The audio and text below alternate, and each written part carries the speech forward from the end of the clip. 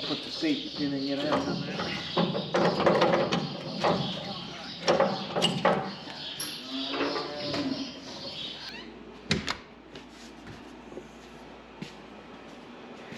Well, got the silo across the road fixed, got my hay customer loaded. They're out of here. Pine Run Farm Repair brought the 766 back this morning.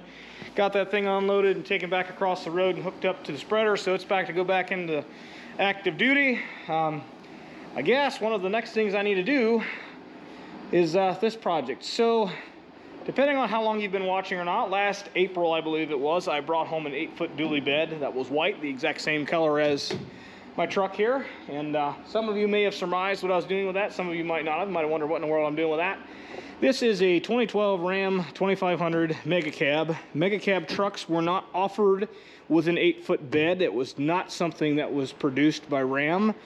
If you see an 8-foot Mega Cab truck, it's somebody has done the stretch. Now there's companies, I would think in Utah, that do it, that charge quite a bit of money. I'm not in Utah, nor do I think that price is really accurate for the work that you do for these. And I am my own welder. I'm a pretty good fabricator, I feel, as far as my metal fabrication goes. So I have a 24-foot stick of 6x3 quarter wall tube. And I'm going to be doing things a little different than what is typically done. Typically these trucks are cut here at the factory seam. It's very hard to see. Where is it? It'd be right here, I think. I think this is the one. Might be one further back. Anyways, typically guys that do the stretch on these will cut this factory seam here and section in an 8-foot rear section of frame for a long bed truck. So the quad cab long beds would have the frame that you would need for this. This is a pretty much the same wheelbase as a quad cab long bed right now, but being that it's currently the same wheelbase, because of the added space that's in the cab, because this is a Mega Cab, you can see the added distance here. A normal truck only has about that much space behind the rear door. That's a 3rd gen truck. It's not quite the same, but you get kind of the gist of what's going on here. So being a Mega Cab, you have this added space, so you basically sacrifice having an 8-foot bed because they never made them. Well, I'm gonna make one. Just like Stretch My Truck and all them boys do, I'm gonna make it. But I'm gonna do it a lot different, because typically they section there. Well, Stretch My Truck is actually doing what I think I do, actually. I'm gonna stretch it above the axle, because I don't like the idea of cutting and welding in the centermost portion of my frame, because, well, when you're hauling heavy loads and stuff like that, what is probably one of the most stressed points of your frame? The centermost lowest portion between the axles that are doing the pulling. That is gonna be an area that is largely stressed. So I'm gonna do it above the axle, on the flat, with thicker material than what the factory used, so what I build is not going to fail.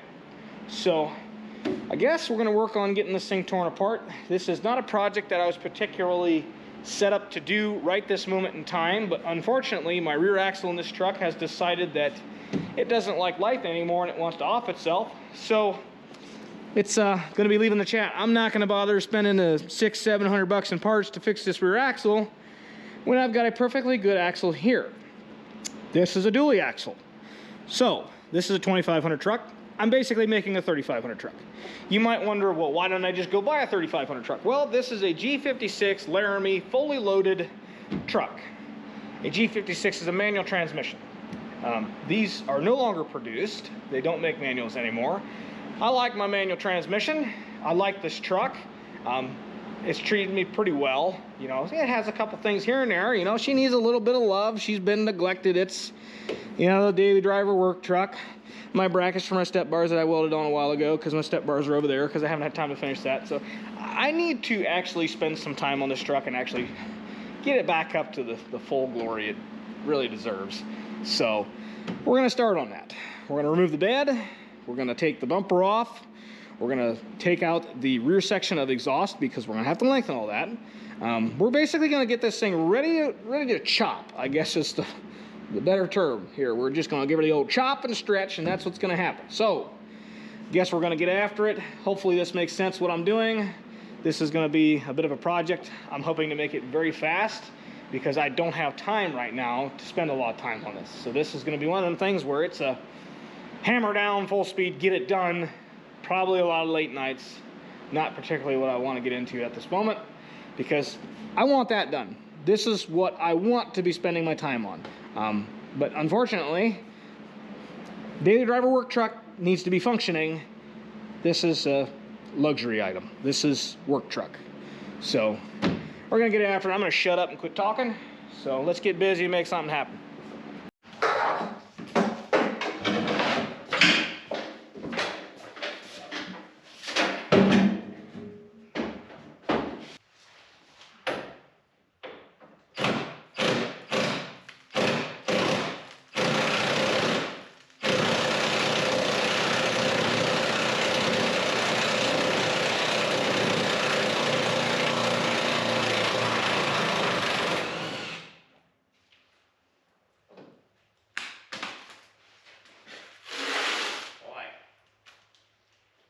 Said somebody should wash the truck.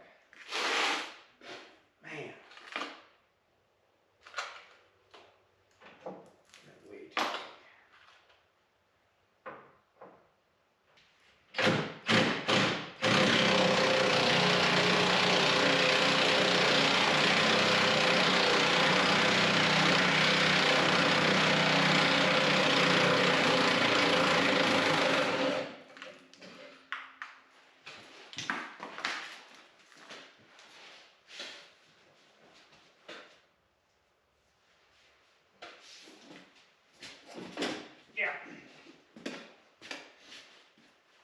Shadow wash the truck.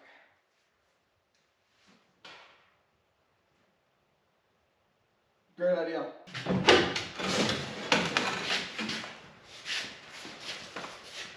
Oh yeah.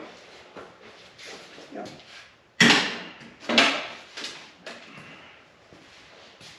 Okay. Well.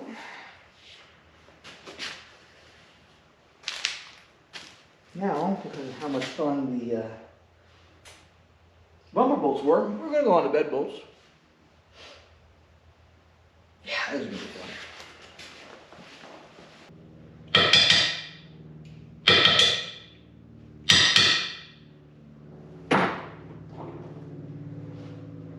Now, rear bolts are pulled. I got to go find the fronts. I opted for the hoodie. Figured less chance of wearing it down the neck.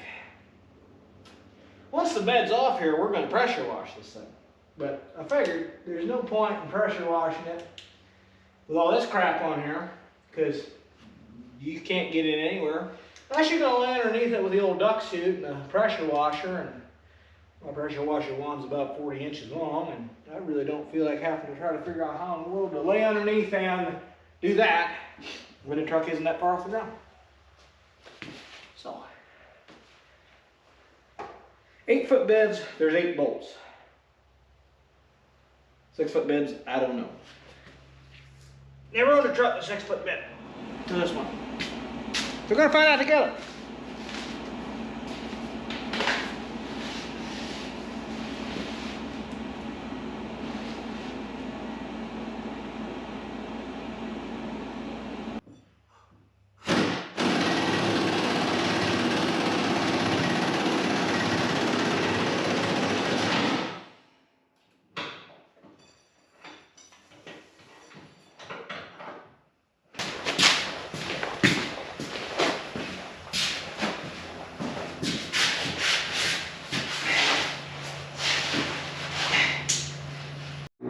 Well, this is maybe more for me than it is for you, but this is the last time she's gonna look like that.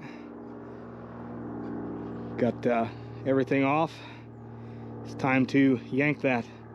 So I'm gonna go grab some pallets, and we are going to put a couple pallets in the bottom of the bed here, ratchet strap them down with a crisscross pattern down to the bed, pick the whole damn thing off. Yeah, but do so very carefully. Right. Yeah.